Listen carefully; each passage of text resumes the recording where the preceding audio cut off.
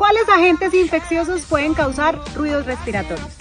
1. Virus, entre ellos el virus de Newcastle, laringotraqueitis aviar y bronquitis infecciosa. 2. Bacterias como E. coli y Pasteurella multocida. Y 3. Aspergillus, principalmente en pollitos bebés. También hay que prestarle mucha atención a los micoplasmas. Recuerda darle like a este video, compartirlo y déjame tus preguntas en los comentarios. Además, puedes seguirme en las redes sociales TikTok, Instagram, Facebook y suscríbete a mi canal de YouTube.